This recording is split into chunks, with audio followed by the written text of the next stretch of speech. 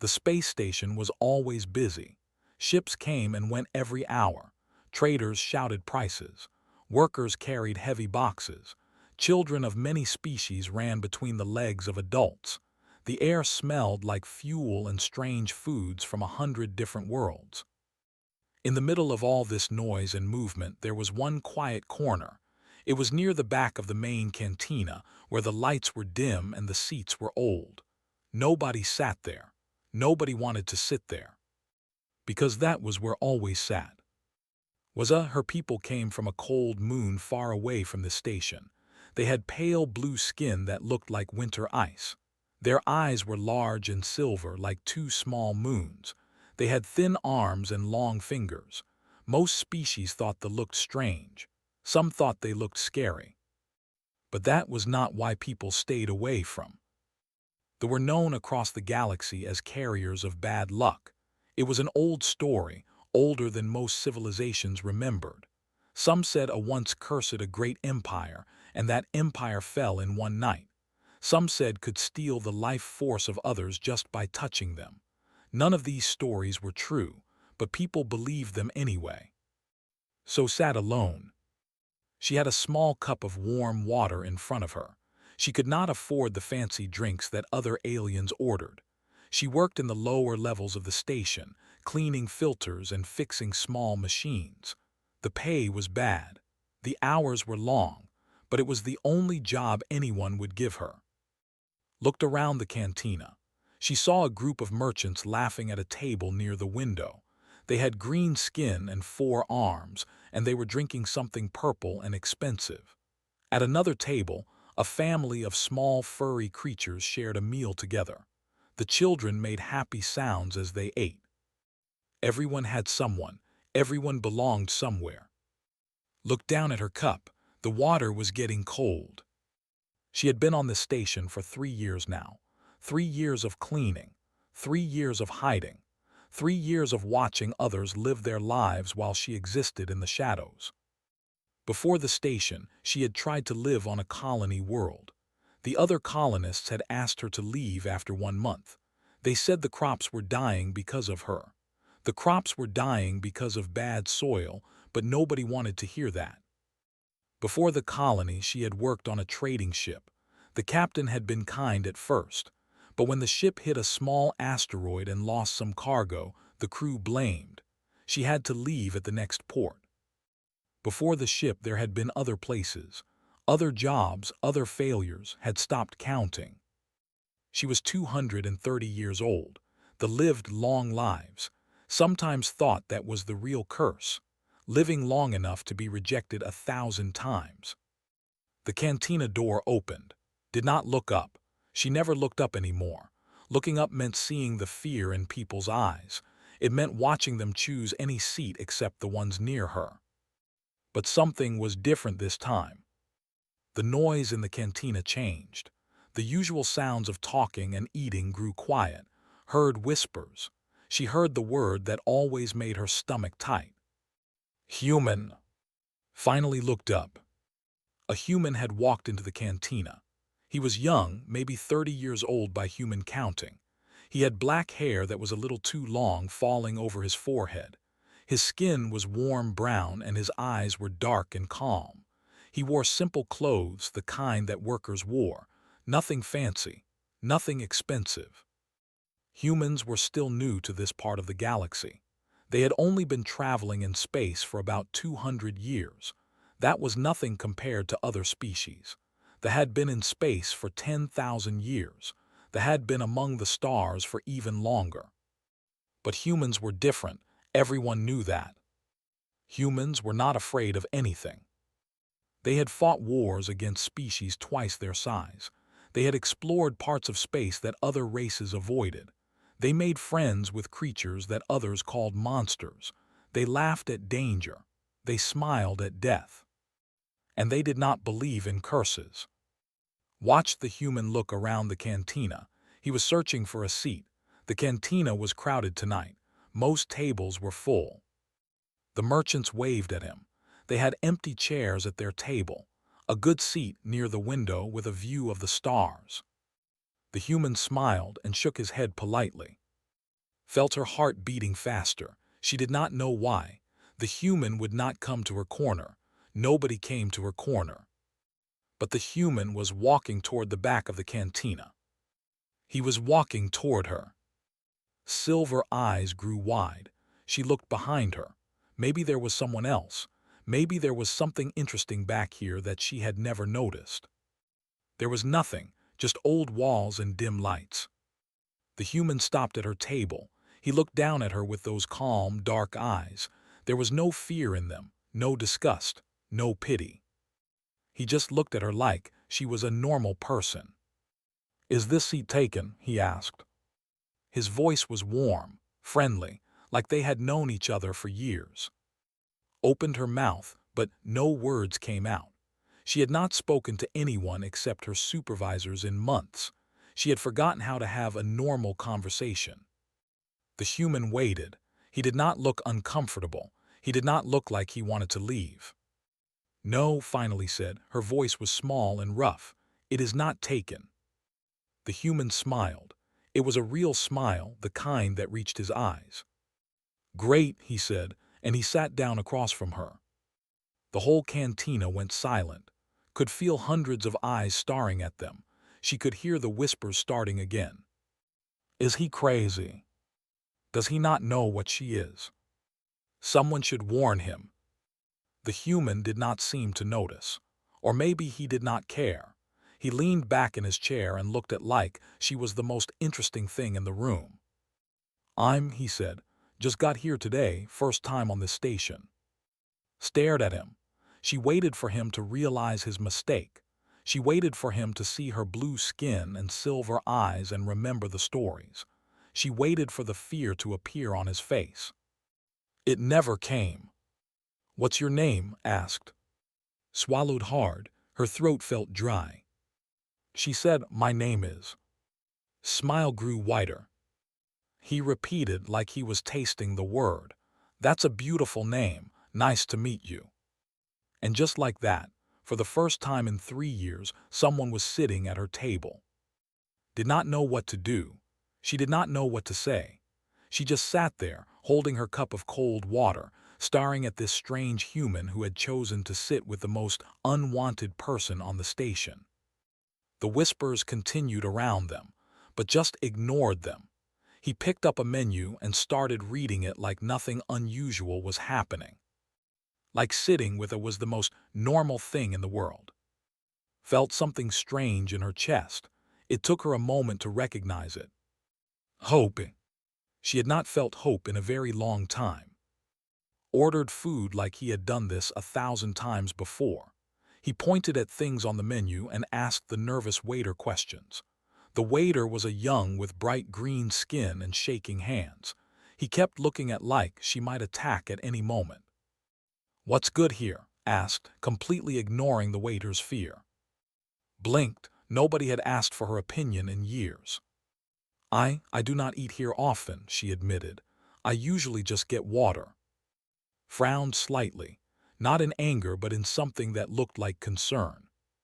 "Just water, that's not much of a dinner." He turned back to the menu. "Okay, I'll order for both of us. You like spicy food?"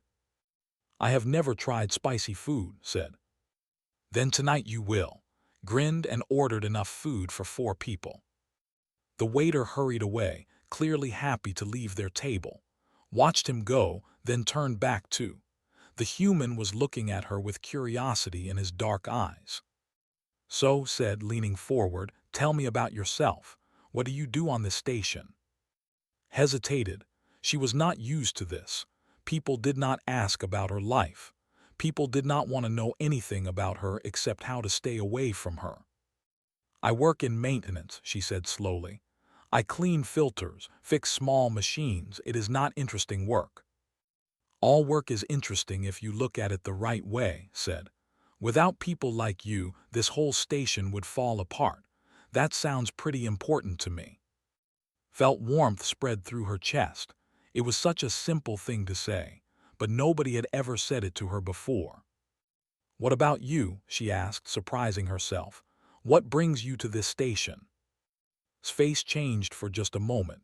Something sad passed through his eyes, quick as a shadow. Then it was gone, replaced by his easy smile. "I'm looking for work," he said. "I was a mechanic on a ship, but the ship got sold. The new owner wanted his own crew, so here I am, starting over." "That sounds difficult," said. Shrugged. "Life is difficult, but it's also an adventure. Every ending is just a new beginning, right?" The food arrived. The waiter put the plates down quickly and almost ran away, laughed softly. "People here seem a little nervous," he said.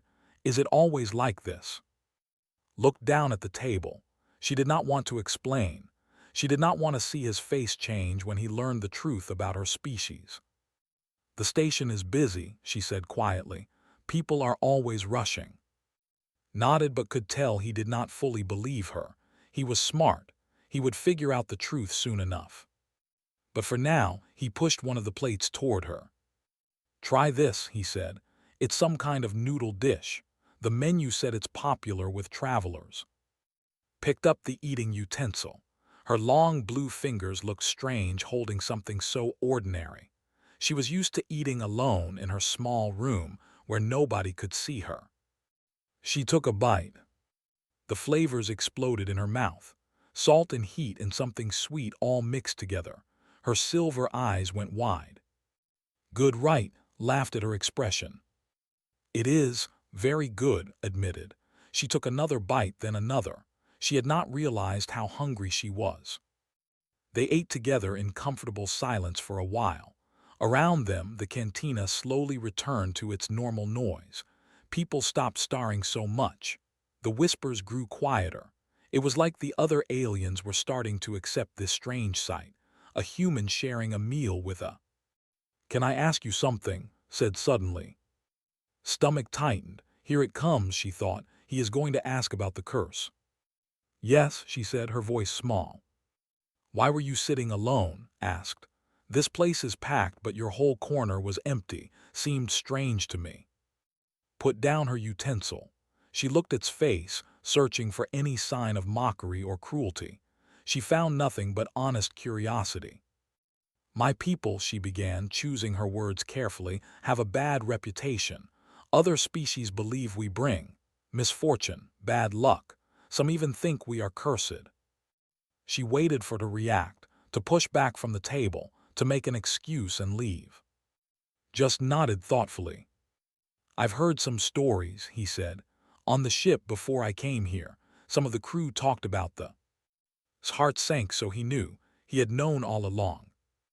"And you still sat with me?" she asked, her voice barely a whisper. "Of course," said, like it was the most obvious thing in the world. "Stories are just stories. I don't judge people by what others say about them. I judge them by how they treat me." Felt her eyes burning. For a moment she was afraid she might cry. She had not cried in decades. "You are strange," she said, "for a human." Laughed. "I'll take that as a compliment." They finished their meal together, told her about Earth, the human home planet.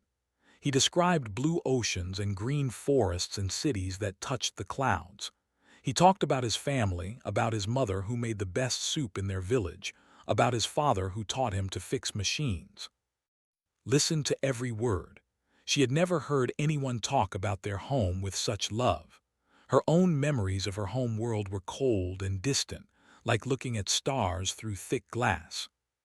"What about your home?" asked. "What's the world like?" "Cold," said. "Very cold. Our moon circles a gas giant, so the sky is always full of strange colors. We live underground in caves warmed by hot springs. It is beautiful in its own way." "Do you miss it?" Thought about the question.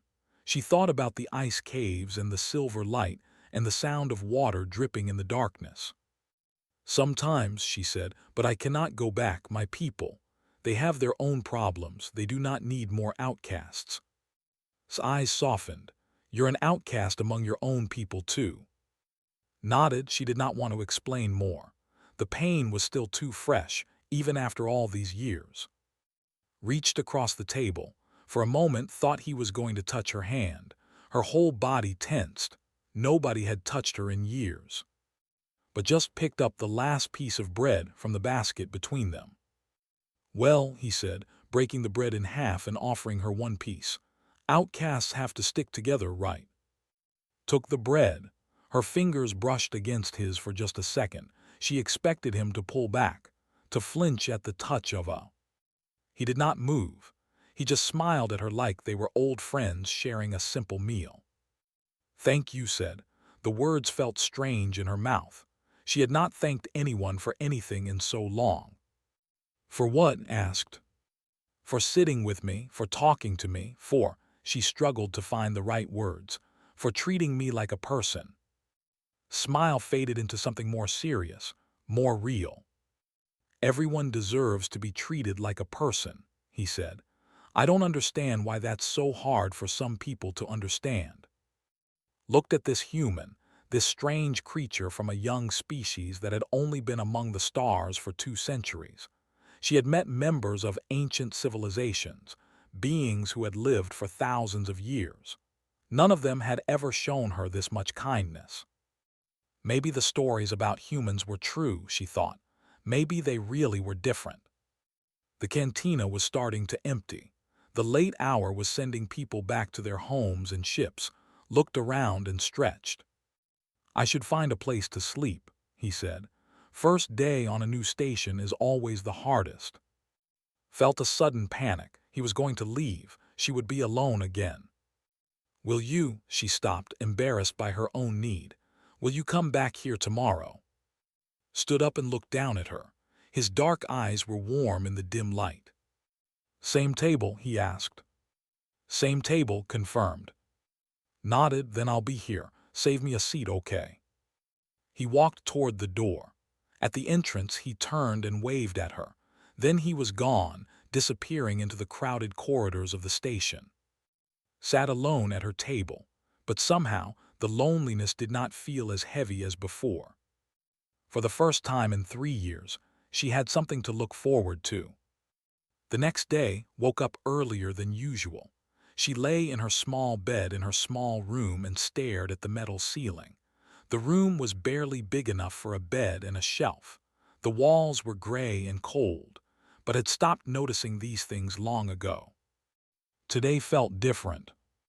She got up and looked at herself in the tiny mirror above her shelf. Her pale blue skin looked the same as always. Her silver eyes stared back at her, large and unblinking. Her hair, thin and white like spider silk, hung past her shoulders. For the first time in years, she wondered if she looked okay. She shook her head at her own foolishness. It was just one meal, one conversation. The human probably would not even come back. He had been tired and hungry, and she was the only available seat. That was all. But she got dressed carefully anyway. She chose her cleanest work clothes. She even tried to arrange her hair in a way that looked less wild. Her work shift was long and hard. She spent hours crawling through narrow pipes, cleaning the filters that kept the station's air clean. The work made her hands sore and her back ache, but she did not complain. She never complained. When her shift ended, she walked to the cantina. Her feet moved faster than usual. Her heart beat harder than it should. She told herself to stop being foolish. He would not be there. But when she entered the cantina, she saw him immediately.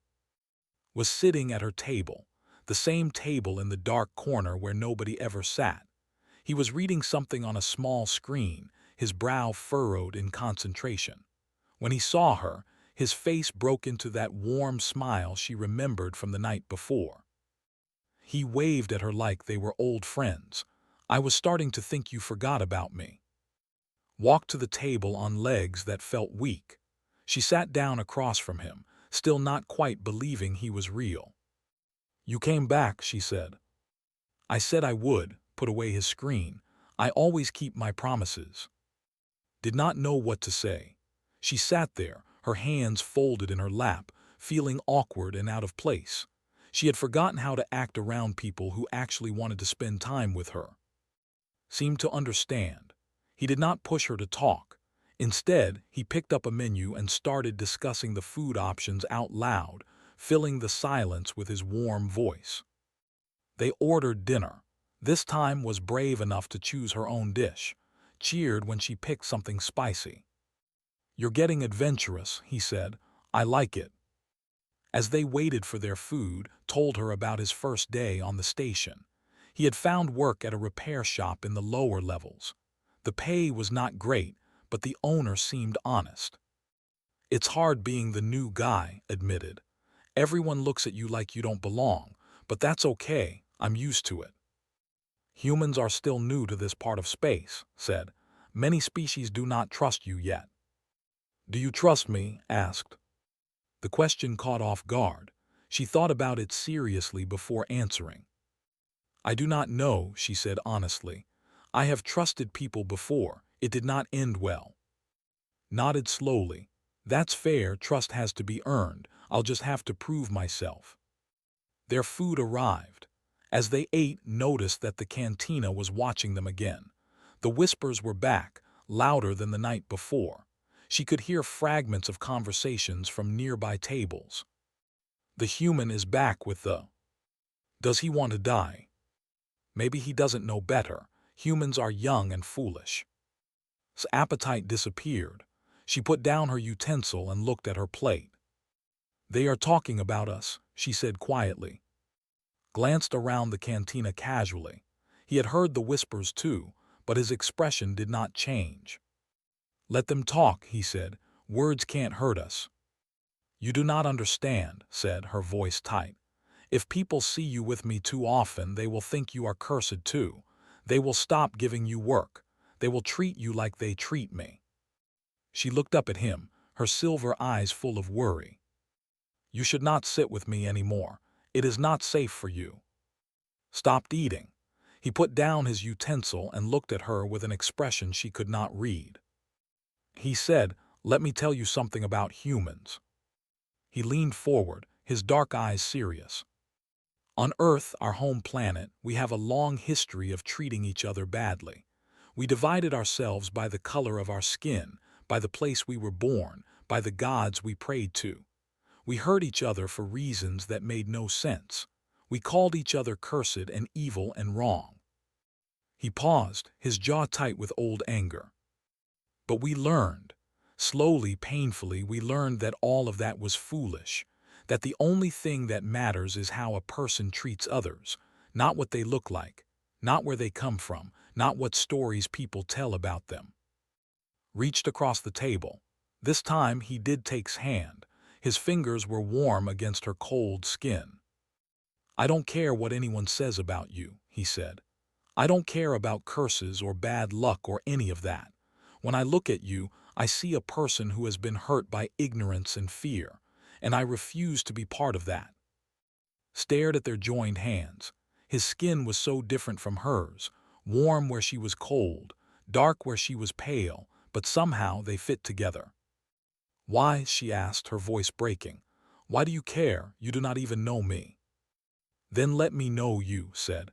"That's all I'm asking. Give me a chance to be your friend. Not because I want something from you, not because I have some plan, just because everyone deserves at least one person who sits with them." Felt tears forming in her silver eyes. She had not cried since she was a child. We're not supposed to show such weakness. But she could not stop them. A single tear rolled down her blue cheek, leaving a trail like melted ice. Did not look away. He did not let go of her hand. "It's okay," he said softly. "You don't have to be strong all the time, not with me." Squeezed his hand. Her long fingers trembled against his. "I am scared," she admitted. "I have been alone for so long, I do not know how to be anything else." "You don't have to figure it out alone," said. "We can learn together." Around them, the cantina had gone completely silent.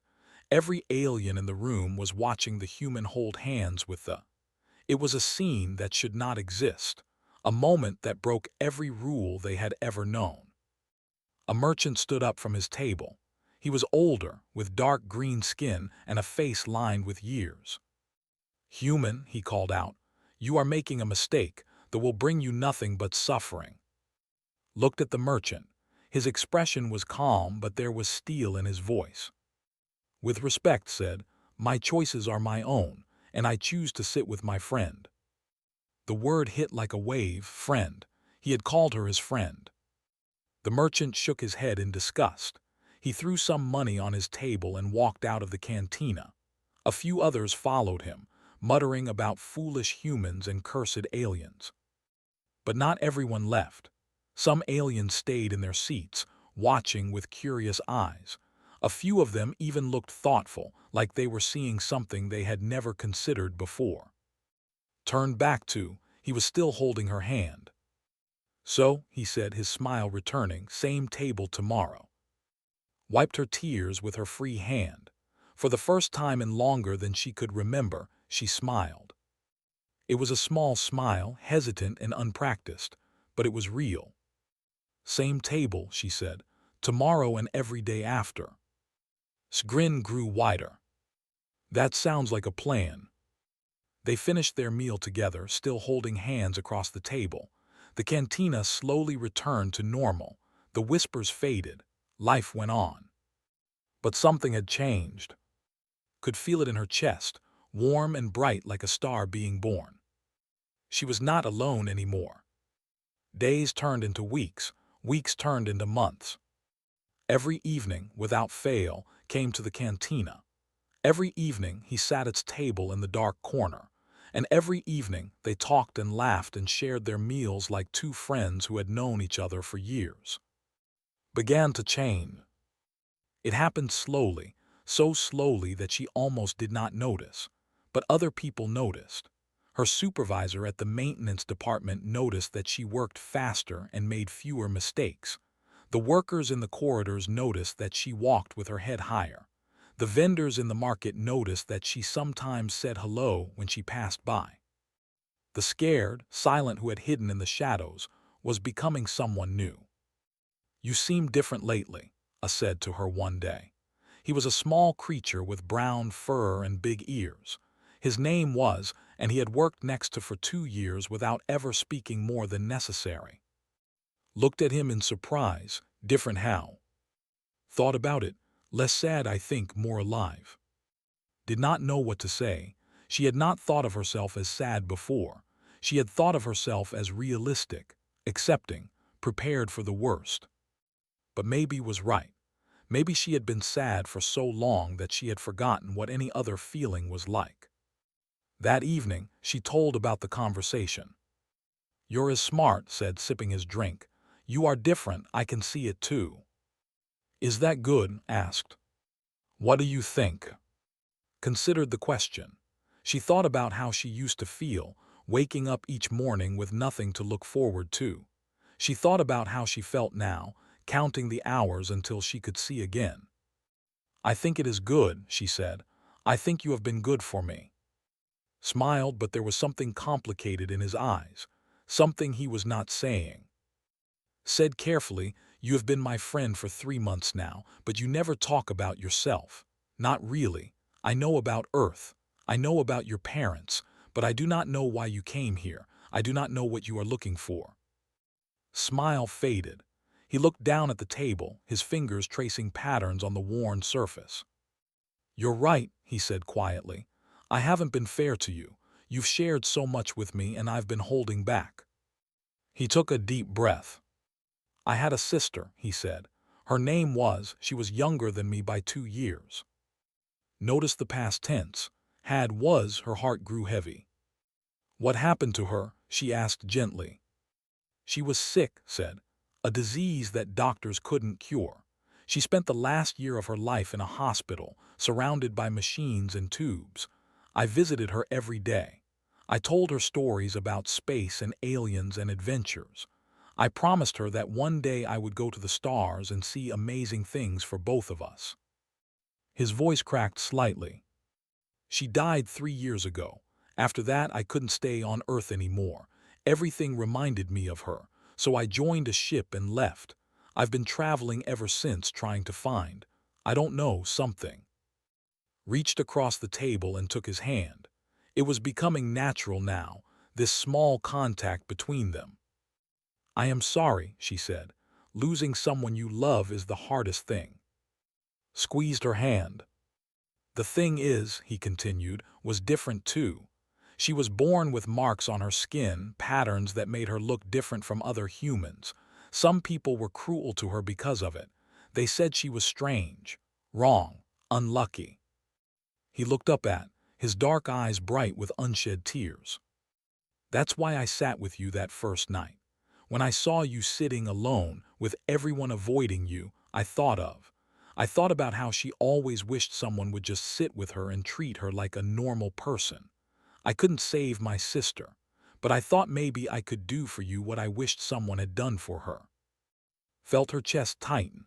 All this time she had wondered why I had chosen her. Now she understood.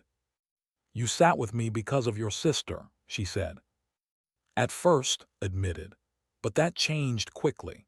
After the first night, I wasn't sitting with you I was sitting with you because of you, because you're kind and smart and funny and brave, because talking to you is the best part of my day. He looked at her with an intensity that made her silver eyes widen. You're not a replacement for my sister. You're not a charity project. You're my friend, my real friend, maybe the best friend I've ever had. Did not know what to say. Words felt too small for what she was feeling.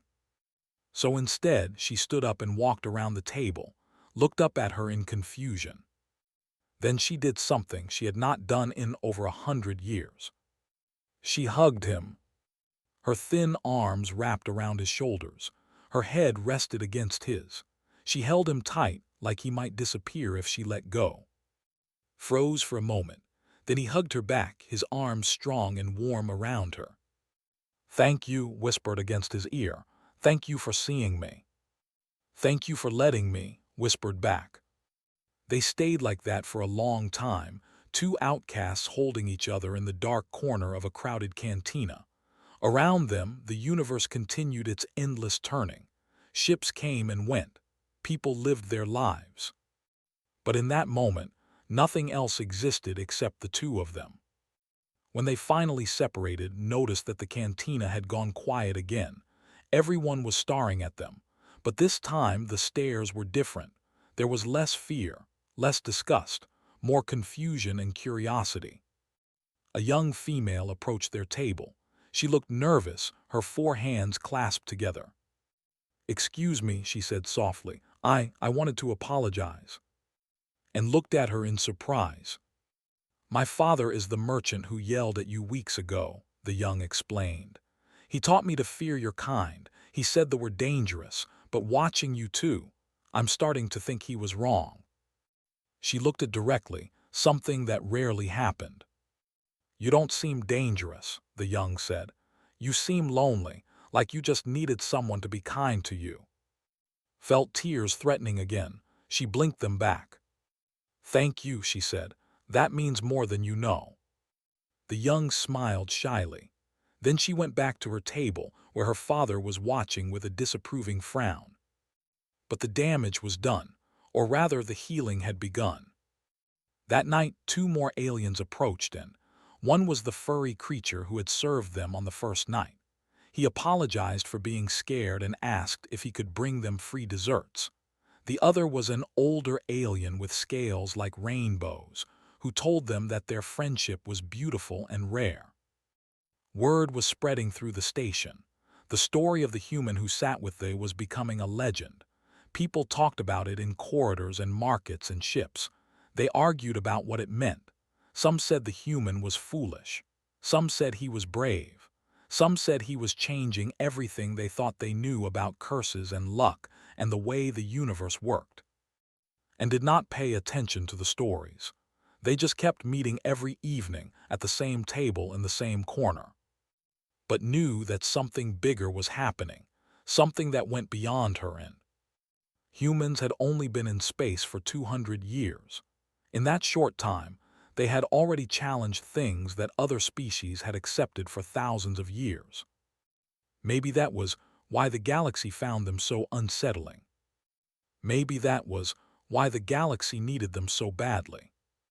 Looked at her friend, her proof that kindness still existed in a universe that had shown her only cruelty.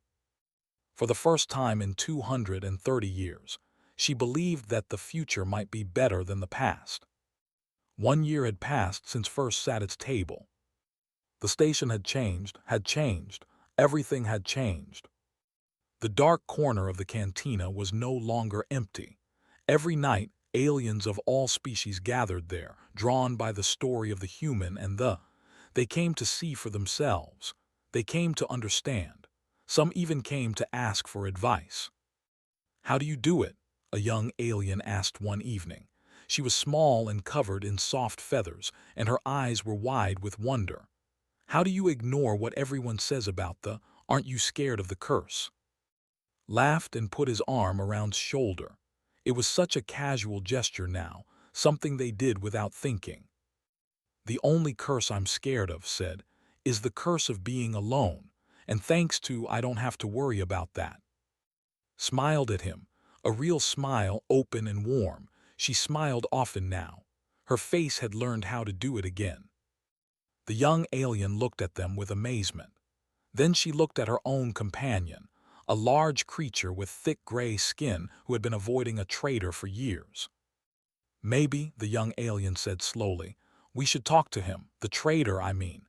Maybe the stories aren't true." Nodded encouragingly, only one way to find out. Watched the two aliens walk toward the traitor's table.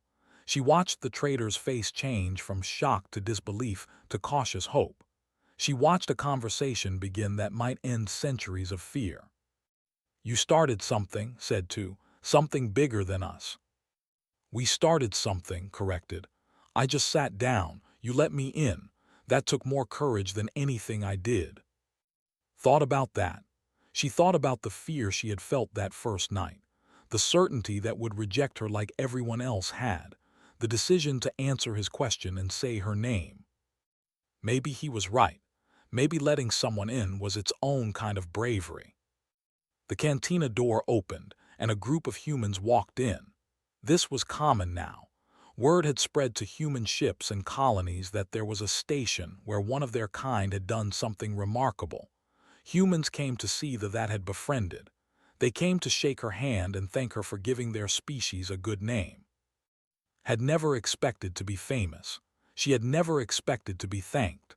But here she was, surrounded by people who wanted to know her story. One of the human visitors, a young woman with short black hair, approached the table. "My name is, I traveled 3 weeks to meet you." Stood up to greet her. "3 weeks is a long journey. I hope I do not disappoint you." Shook her head, her eyes bright with emotion. "You could never disappoint me," she said. "My grandmother was like you, different, feared. She spent her whole life being avoided by others. She told me stories about how lonely she was, how much she wished someone would just treat her like a normal person." His voice trembled. "She died before humans left Earth. She never saw the stars. But I think she would have loved to know that somewhere out there, a human was sitting with someone like her." Felt her heart swell. She reached out and took hands in her own.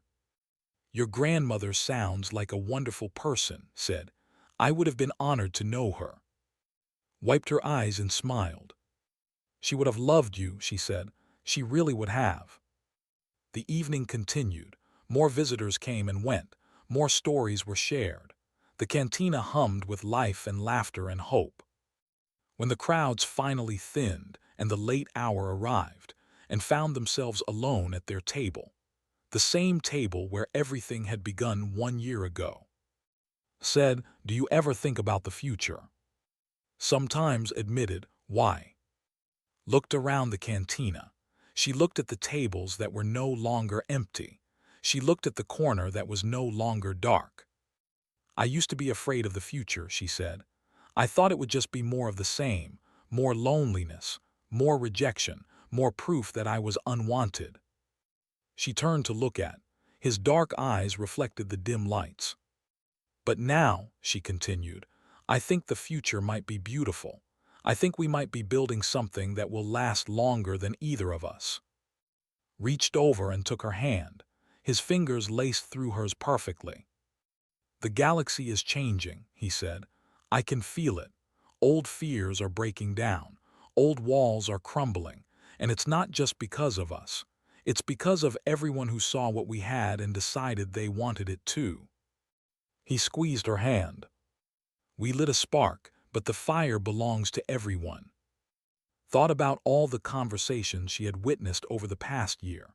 All the new friendships forming between species that had feared each other for generations. All the outcasts finding their own tables to share. Humans are amazing, she said. In 200 years, you have changed more than most species change in 10,000. Shook his head. Humans aren't special, he said. We're just stubborn. We refuse to accept that things have to stay the way they are. We see a problem and we try to fix it. We see loneliness and we try to fill it. We see walls and we try to tear them down. He smiled at her, that warm smile she loved so much. But we can't do it alone. We need partners. We need people like you, people brave enough to let us in. Felt tears forming in her eyes, happy tears, grateful tears. I love you, she said. The words came out before she could stop them. She had not planned to say them. She had not even known she felt them until this moment. His eyes widened.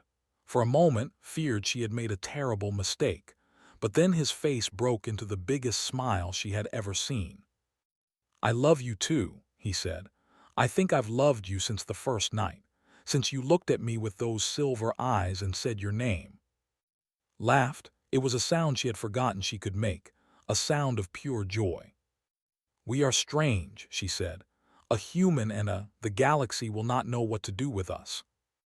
The galaxy will learn, said, just like we learned, just like everyone learns eventually. He stood up and pulled her into a hug. She wrapped her arms around him and held on tight. No more dark corners, whispered against her hair. No more hiding, no more being afraid of what others think. No more being alone, whispered back. They stood together in the cantina, two people who should never have met, who should never have become friends, who should never have fallen in love. But they had. And in doing so, they had proved that the oldest stories and the deepest fears were nothing compared to the simple power of kindness.